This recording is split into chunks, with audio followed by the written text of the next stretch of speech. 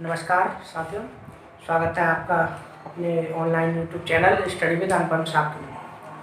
इसमें आज हम सीटेट और सुपरटेट जो है परीक्षाएं आने वाली हैं उनकी तैयारी हेतु आज नई क्लास स्टार्ट कर रहे हैं गणित की।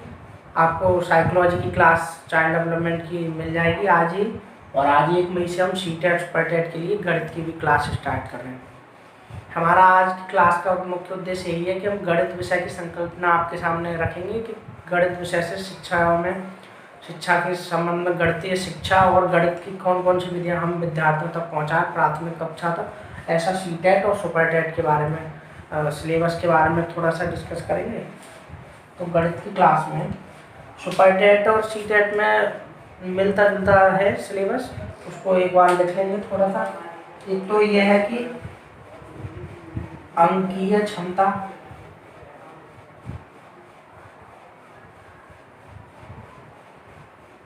ठीक है, नंबर सिस्टम बोलते हैं इसको, अंकीय क्षमता या अंकीय पद्धति। एक होता है गणितीय संक्रियाएं। सिलेबस जरूर लिख लेंगे आप लोग, सीटेट सुपरटेट बहुत ध्यान में काम आएगा। क्या क्या हमें बिल्कुल करेक्ट टॉपिक पता होने चाहिए। गणितीय संक्रियाएं, ठीक।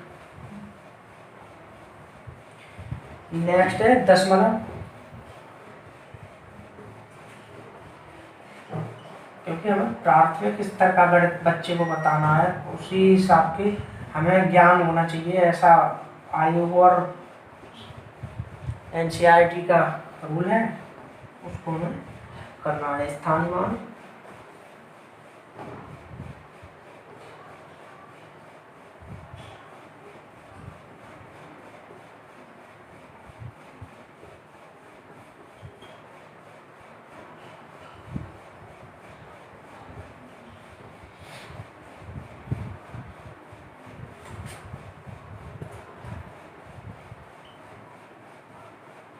प्रतिशत,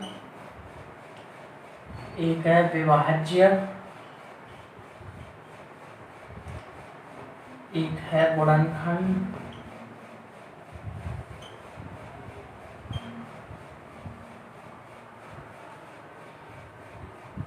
एक नियम,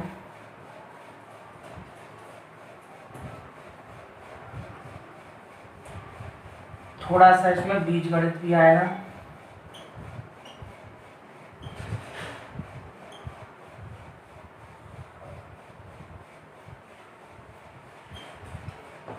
क्षेत्रफल आएंगे आकृतियों के,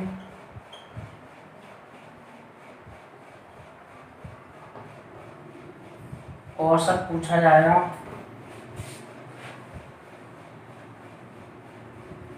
आयतन पूछे जाएंगे,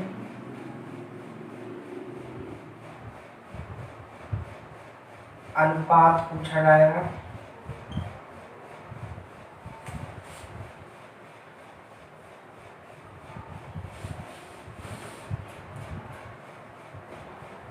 सर्वसमताएं जानते होंगे हम लोग, बीजगणित में हैं, वो अवश्य पूछ जाती है परीक्षा में।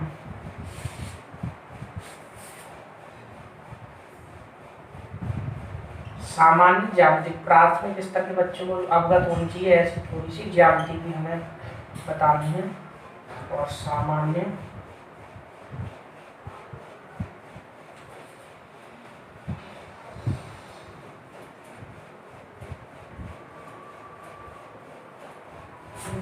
ये कुछ थे टॉपिक जिन्हें गणित के सिलेबस में हमें पढ़ना है। एक बार स्क्रीनशॉट ले लेंगे इसका कि गणित में हमें क्या क्या अध्ययन अच्छे से करना है इन सब्जेक्ट का। अंकीय क्षमता, गणितीय संख्याएं, नंबर सिस्टम कैसे प्रोसेसिंग कर सकता है प्राइमरी के बच्चा, उसको गुणा भाग धन घटाना ऐसे आना चाहिए। अंकीय क्षमता, गणितीय संख्याएं, दशमलव मान बदलना, दशमलव से साधारण में, साधारण से भिन्न में। उसके बाद स्थानीय मान, ठीक है, स्थानीय मान उसकी प्लेस वैल्यू कहाँ पर है, और भिन्न क्या है, ब्याज क्या है, लाभ हानि, ब्याज, औसत, प्रतिशत कितने प्रतिशत होते हैं, 100 में प्रतिशत निकालते हैं ऐसे, विभाज्य कितने से कौन कौन सी चीज़ें उससे विभाजित हो सकती हैं, गुणनखंड में किस किस से वो विभाजित हो सकता है। एक एक नियम होता है, इम्पोर्टेंट है, एक नियम तो बहुत ज़्यादा वो और जो एक दिन में इतना काम करते हैं मजदूर मिलकर, तो वो सारा काम टाइम एंड वर्क जो है वो एक एक नियम में आता है। बीजगणित, ठीक है, और सुपरटेट वर्ष में आया था जो कार्य और वाला है कि एक दिन में इतना काम करते हैं, तो वो ऐसा नहीं है कि इसमें लिखा ही नहीं है, तो वो एक एक नियम और अनुपात का रूप है। अनुपात वाले सवाल भी वैसे निकाले, वो अनुपात से भी निकाला जा सकता है और एक एक नियम से भी, ठीक है।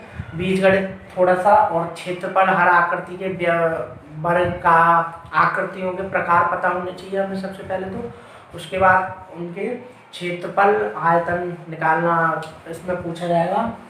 और सर्व संख्याएं a प्लस बी का होल स्क्वायर बराबर a square plus b square plus 2b, ऐसी सर्व संख्या हमने प्राथमिक स्तर तक पढ़ी भी होंगी और उनसे संबंधित सवाल सुपरटेट में अवश्य पूछा जाएगा।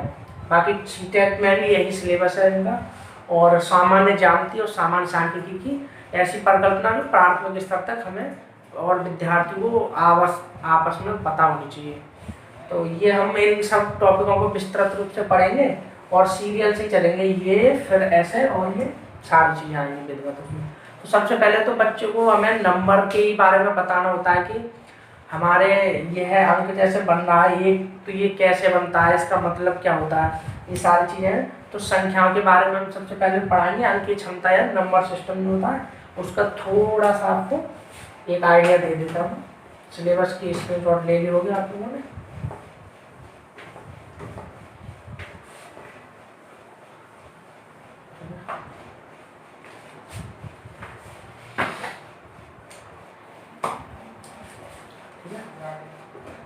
नंबर सिस्टम,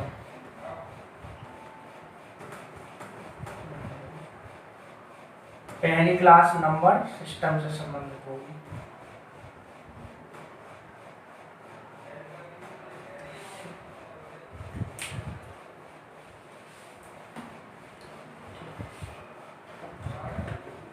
अच्छे से मैं लिखूंगा, उसको टेबल आप जैसे मैं बनाऊंगा ऐसे बना लेंगे, थोड़ा सा एक आइडिया रहेगा, उसको फिर हम अच्छे से बताएंगे।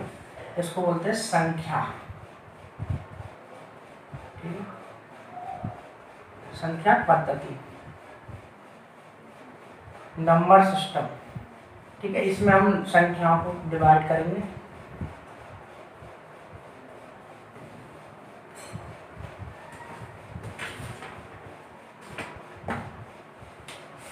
दो तरह की संख्याएं होती हैं हमारी, एक होती है वास्तविक संख्या,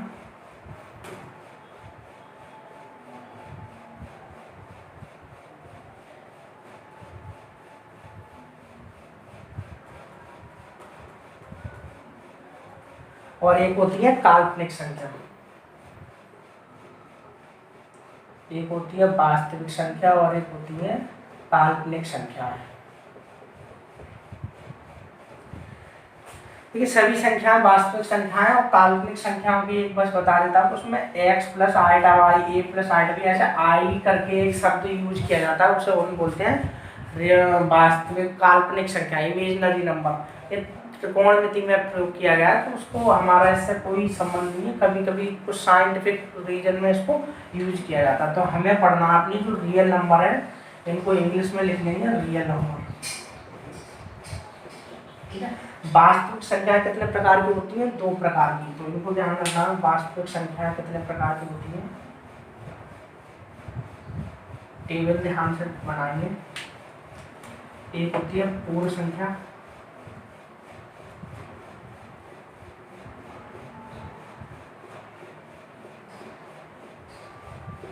ठीक है, इंटीजर्स बोलते हैं इसको इंग्लिश में। दूसरी होती है अपूर्ण संख्याएं,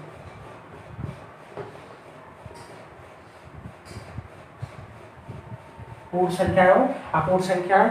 इन अपूर्ण संख्याओं को बोलते हैं डेसिमल्स या फ्रैक्शन, कुछ भी बोल सकते हैं, डेसिमल और फ्रैक्शन बोलते हैं, ठीक है। पूर्ण संख्याएं हम लोगों को पता ही है, 1 2 3 डॉट डॉट डॉट, ये जो नंबर्स होते हैं सारे पूर्ण संख्या होते हैं। दशमलव का मतलब ये होता है 1.3 0.2, मतलब अपूर्ण है, उनका कोई अर्थ नहीं है, उन संख्याओं का पूर्ण अर्थ नहीं है, इसलिए वो अपूर्ण कहलाती है। डेसिमल में दे रखा है आपको पता है। और एक होती है पूर्ण संख्या। उसके बाद आती है पूर्ण संख्याएं, 3 भागों में बांटी गई हैं।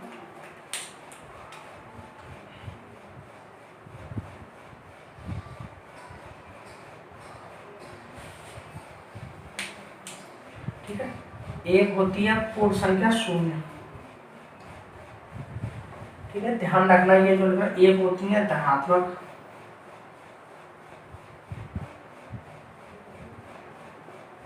ठीक है, धनात्मक पूर्णांक, और एक होते हैं ऋणात्मक पूर्णांक।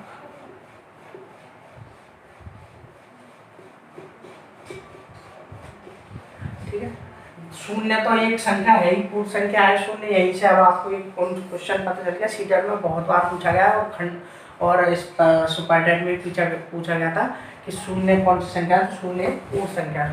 शून्य पूर्ण संख्या है या नहीं, तो शून्य खुद में ही पूर्ण संख्या। फिर होता है धनात्मक इंटीजर, पॉजिटिव इंटीजर, यानी +1 +2 +3, ठीक है, और ये होते हैं -1 -2 -3, ऐसे करके होते हैं वो ऋणात्मक पूर्णांक कहलाते हैं। इसके बाद ये होती है पूर्ण संख्या। पूर्ण संख्या 3 है, धनात्मक और ऋणात्मक और शून्य।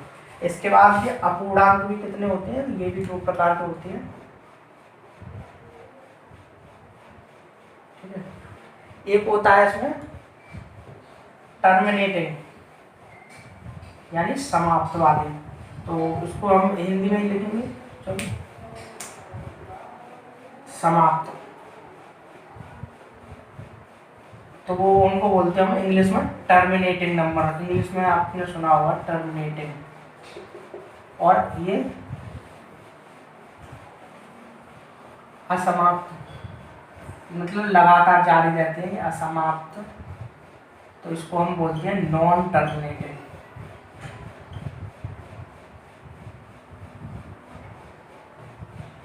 यानी समाप्त, जैसे दशमलव की संख्या 1.25 हो गया ये, तो ये यहाँ पे समाप्त हो गया, ठीक है, एक लिख के देखेंगे 0.25, तो ये समाप्त हो गए, 2 अंक वाली ये संख्या समाप्त हो गई।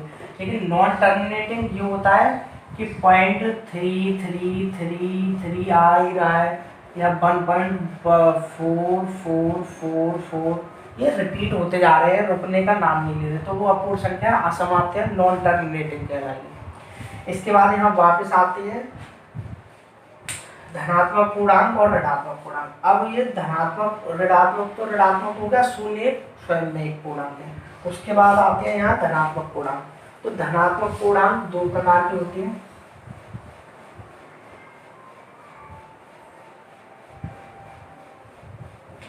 ठीक है। पहला होता है पूर्ण संख्या, पूर्ण संख्या, ठीक है, और दूसरी होती है प्राकृतिक संख्या।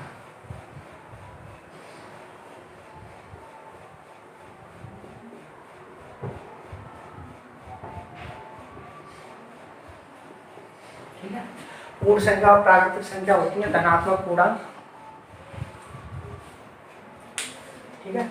अब इनमें अंतर क्या होता है पूर्ण संख्या और प्राकृतिक संख्याओं में?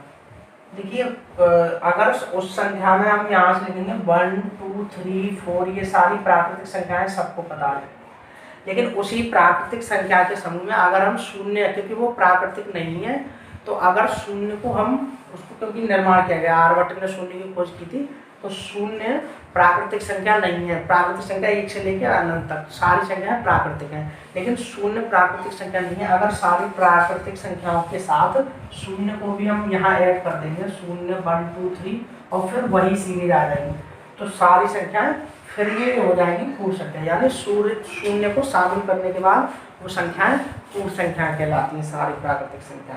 तो पूर्ण संख्या तो हो गई 0 1 2 3, 0 एक पूर्ण संख्या है। उसके बाद ये प्राकृतिक संख्याएं 3 प्रकार की होती है, इनको मोस्ट इम्पोर्टेंट ये पूछा गया है। तो प्राकृतिक संख्या कौन से 3 प्रकार की होती है, हम एक बार नोट कर लेंगे। सबसे पहली प्राकृतिक संख्या एक अलग होती है 1, एक होती है, 3 प्रकार की होती है प्राकृतिक संख्या। दूसरी होती है अभाज्य, और तीसरी संख्या होती है प्राकृतिक भाज्य, ठीक है। भाज्य यानी किसी भी संख्या से डिविजिबल हो सकती है, और अभाज्य किसी संख्या से सिर्फ अपने से डिविजिबल होती है और 1 से होती है। तो अभाज्य का ध्यान रखना, थोड़ा सा पूछ लेते हैं, परीक्षा में बहुत पूछा जाए कि ये अभाज्य नहीं, तो ये स्वयं तथा 1 से भाज्य होती है। स्वयं तथा एक से विभाज्य होती है। वो सारी संख्याएं अभाज्य होती है, बाकी सारी भाज्य है, तो सबसे ही डिवाइड हो जाती है और एक खुद में एक प्राकृतिक संख्या है। तो इन नंबरों का हम ध्यान रखेंगे। ये आपको एक परिचय कराना था, इनका बहुत ज़्यादा यूज पूछा जाता है। ये प्राकृतिक संख्या है, ये पूर्ण संख्या है या अपूर्ण संख्या है। तो फिर से देख लेंगे। संख्या पद्धति में संख्याएं दो प्रकार की होती हैं, रियल नंबर और कॉम्प्लेक्स नंबर, इमेजिनरी नंबर। तो वास्तविक संख्या और काल्पनिक संख्या है। वास्तविक संख्याओं को दो भागों में बांटा गया है, एक होती है पूर्ण संख्या और एक अपूर्ण संख्या, डेसिमल के रूप में होती है, और ये इंटीजर्स होते हैं। इंटीजर्स यानी पूर्ण संख्याएं को फिर से तीन भाग में गिनी जाती हैं, धनात्मक पूर्णांक, ऋणात्मक और एक अकेला शून्य। उसके बाद धनात्मक पूर्णांक दो भाग होते हैं, एक प्राकृतिक संख्या होती है 1 से स्टार्ट, अगर उसमें शून्य ऐड कर देंगे तो वो संख्या कौन सी हो जाएगी, पूर्ण संख्या है। इसके बाद प्राकृतिक संख्याओं को तीन भागों में फिर से बांटा गया है, एक अलग से प्राकृतिक संख्या है पहली, फिर एक अभाज्य होती है और एक भाज्य होती है। अभाज्य का ध्यान रखेंगे, जो संख्या स्वयं से ही केवल विभाजित हो और एक से, एक सारी संख्या एक से होती है, तो जो स्वयं से और एक से विभाजित होती है वो अभाज्य कहलाती है, और भाज्य संख्याएं सबसे विभाजित हो जाती है। तो ये ध्यान रखेंगे। बाकी सम विषम ऑड इवन डिविजिबल वाले रूल में बढ़ाया जाता है, वो संख्या सम विषम संख्याएं यहाँ नहीं होती हैं। पार्ट संख्या पद्धति का वो एक टाइप है, वो हम आपको बताएंगे, लेकिन हमें इतना एक ध्यान रखना है। अपूर्ण संख्याओं को और अलग से दो भागों में बांट दिया, एक हो जाती है तो रुक जाती है, समाप्त हो जाती है, नॉन टर्मिनेटिंग 1.25, लेकिन एक नंबर ऐसा आता है जो होता ही नहीं है, रिपीट ही होता रहता है, तो 0.3333 ऐसे करके आता रहेगा, ये डेसिमल। तो एक आपको जनरल इसका सिलेबस बताया था मैथ का, सुपर टेट और सी टेट का, और ये संख्याओं के बारे में बता दिया। इनको अच्छे से स्क्रीनशॉट इसका ले लेंगे और ध्यान रखेंगे कि इनको रिवीजन कर लें, और अगली क्लास में इनको साथ से लेके बैठेंगे, अच्छे से कराएंगे। अब अपने सभी साथियों को सी टेट और जो सुपर टेट की तैयारी में लगे हुए हैं उनको ये चैनल सब्सक्राइब करने के लिए और शेयर करने के लिए बोल रहे हैं, अधिक से अधिक लाभ उठाएं और इसी प्रकार पढ़ते रहिए। All the best, thank you.